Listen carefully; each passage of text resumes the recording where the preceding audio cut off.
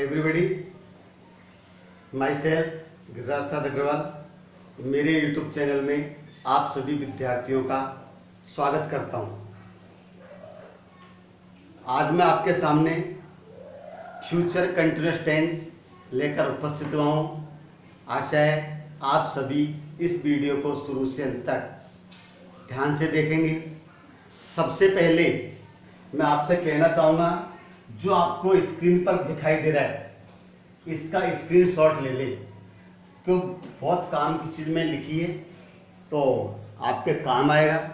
देखिए, आज का टेंस अपना फ्यूचर कंटिन्यूअस टेंस। पहचान, हिंदी वाक्यों के अंत में रहा होगा, रही होगी, रहे होंगे, रहा होगा आदि शब्द आते हैं। कौन से शब्द आते हैं बताइए? रहा होगा, रही होगी, रहे होंगे, रहा होगा आदि सब आते हैं। हेल्पिंग वर्ब के रूप में will be, shall B, main verb B1 plus ING form का यूज करते हैं। आई और बी के साथ सेल और अन्य सभी सब्जेक्ट के साथ हम विल का यूज करेंगे। देखिए, केवल दो ही शब्द हैं फ्यूचर में जिनके साथ शेल का यूज किया जाता है, और वो है हमारे आई और वी। अन्य चाहे सब्जेक्ट कोई सा भी है, किसी भी पर्सन का है, कोई से वचन का है, उसमें हमको विल का यूज करना है।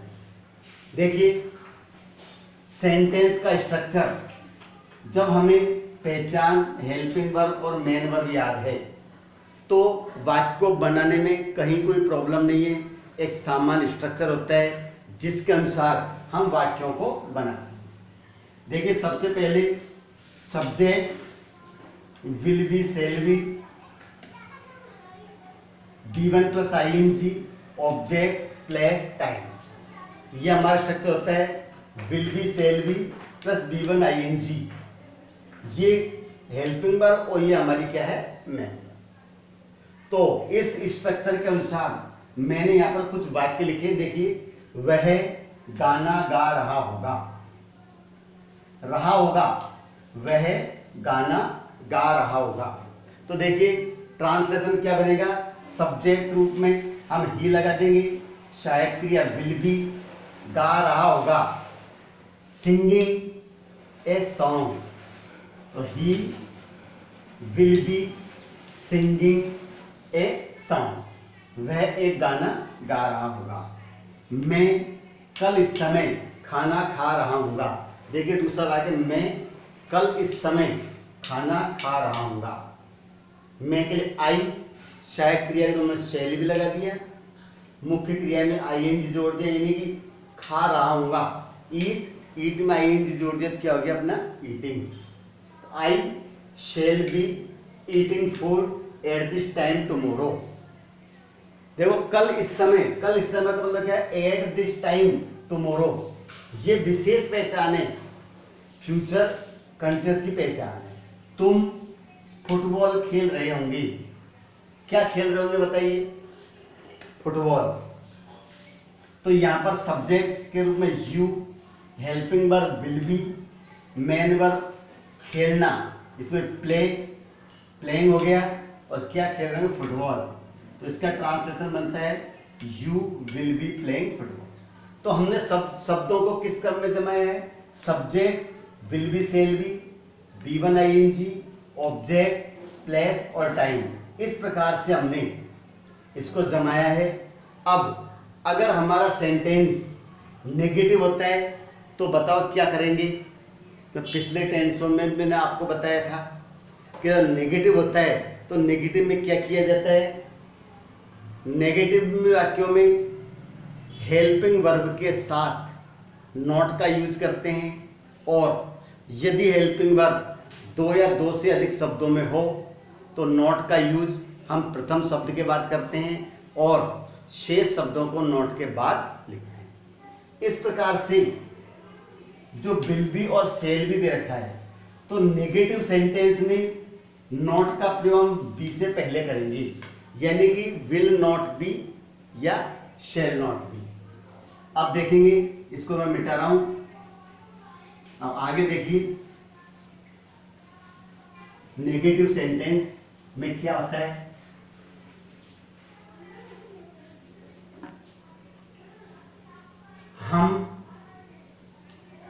हम पुस्तक नहीं, हम पुस्तक नहीं पढ़ रहे होंगे, हम पुस्तक नहीं पढ़ रहे होंगे। नेगेटिव हो गया, तो नेगेटिव में क्या करना है?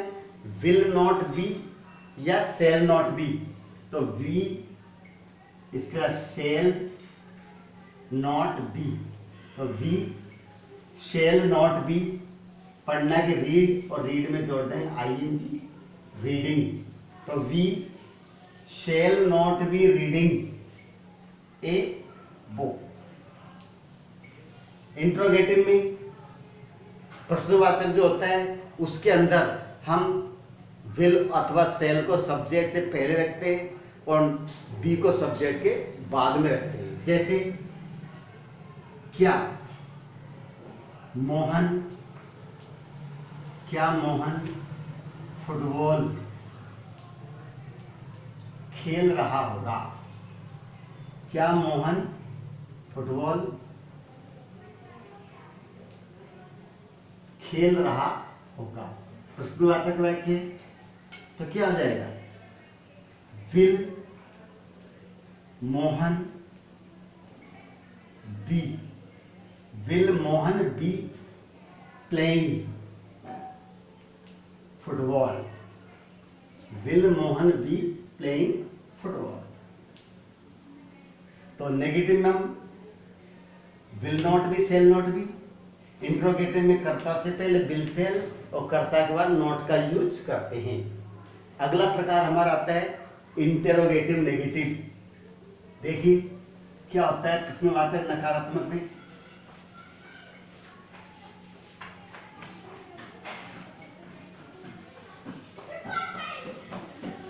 जैसे मैंने लिख दिया,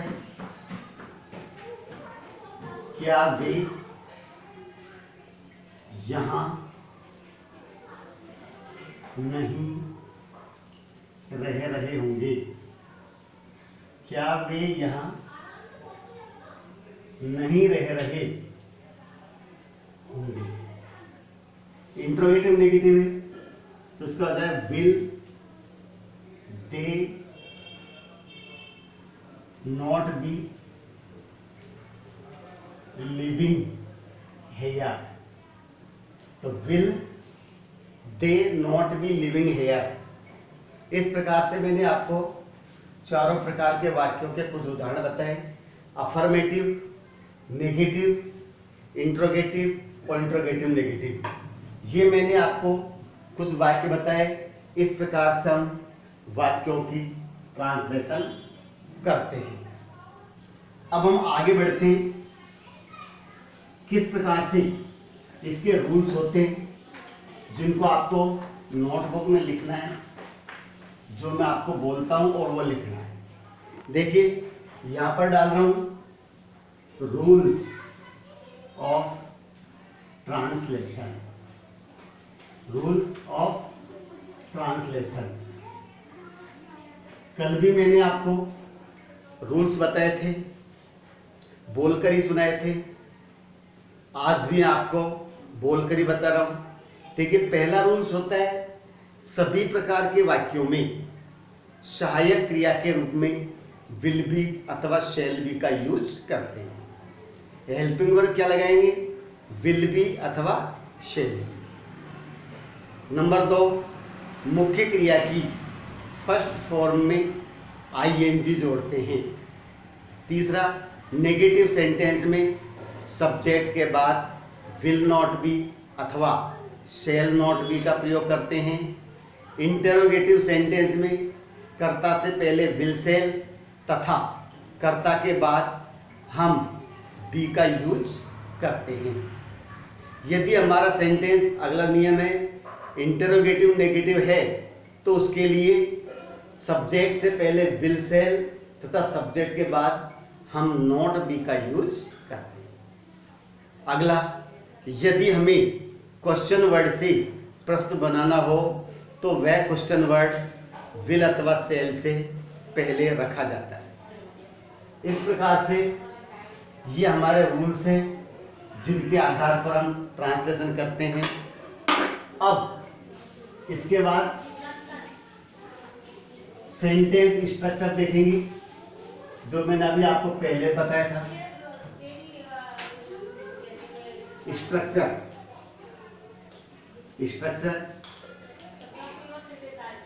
पहला है subject plus will be, shall be, B1 ING, object plus place plus time. Number 2 negative आता है subject plus will shall plus not be, फिर B1 ING, ऑब्जेक्ट प्लेस और टाइम। इंट्रोगेटिव सेंटेंस होता है, उसका स्ट्रक्चर हम क्वेश्चन वर्ड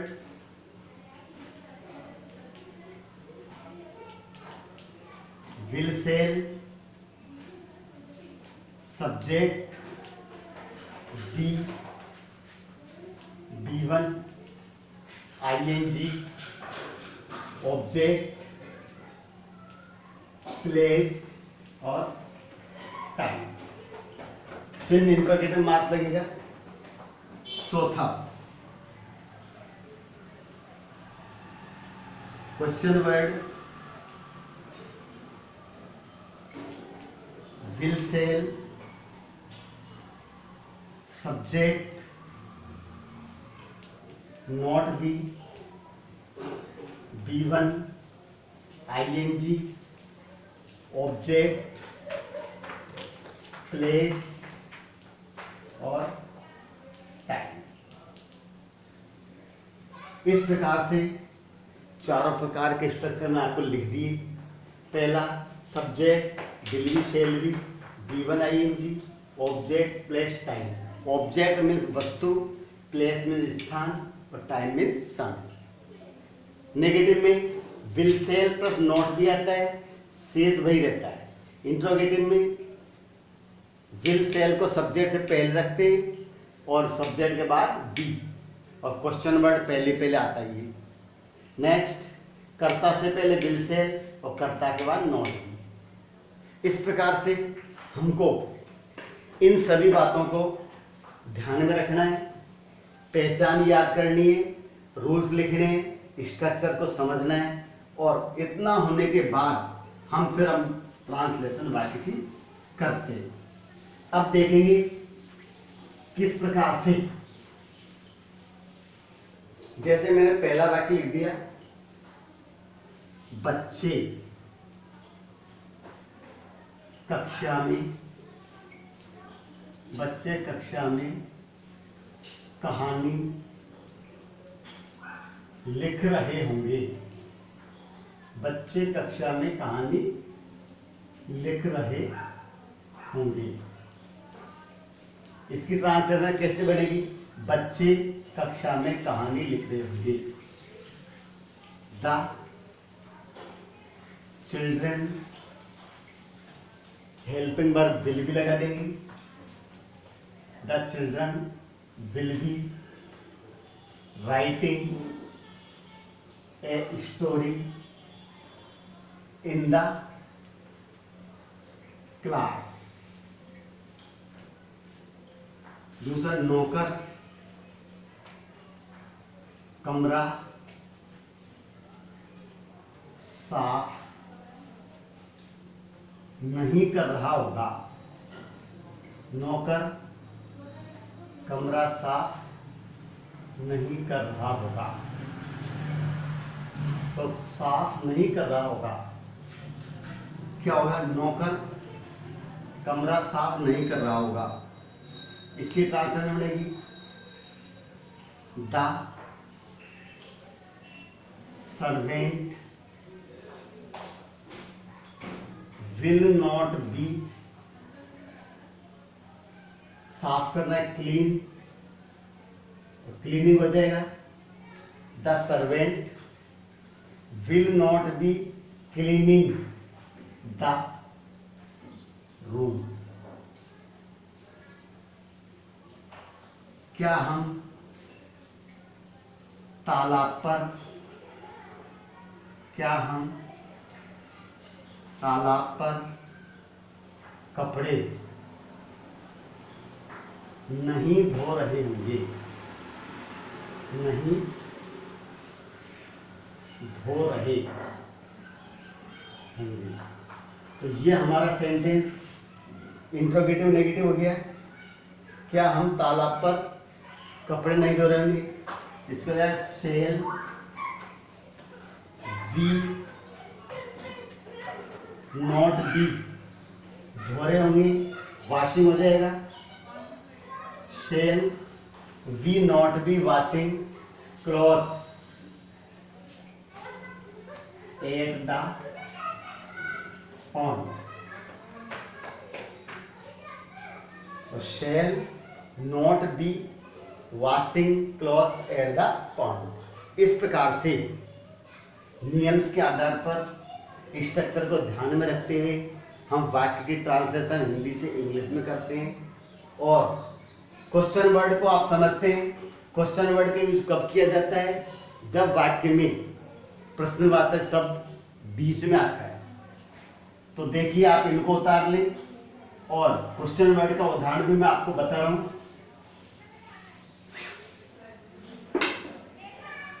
जैसे कक्षा में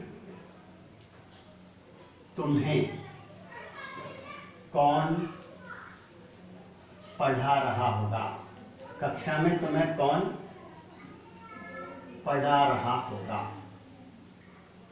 देखिए बहुत अच्छा वाक्य, कक्षा में तुम्हें कौन पढ़ा रहा होगा। तो यहां पर सब्जेक्ट क्या है, सबसे पहले हमको देखना वाक्य कौन सा है, प्रश्नवाचक है। तो क्वेश्चन वर्ड क्या है इसके अंदर, कौन, और कौन की अंग्रेजी होती है हु। तो यहां पर सबसे पहले लिखेंगे हु। फिर शायद क्रिया किस लिए विल बी, तो हु विल बी। अब यहां पर विल बी को हमने एक साथ क्यों लिख दिया, क्योंकि यहां पर सब्जेक्ट के बारे में पूछा गया है। अगर सब्जेक्ट होता तो विल सब्जेक्ट और फिर बी लगाते, लेकिन यहाँ पर सब्जेक्ट नहीं है, सब्जेक्ट के बारे में पूछा है, इसलिए विल बी को हमने एक साथ रख दिया। तो हु विल बी, पढ़ाना है टीच, टीचिंग। यहाँ पर तुम्हें दे रखा है, ऑब्जेक्ट है, ये तुम्हें दे रखा है, ये क्या कहलाता है हमारा ऑब्जेक्ट।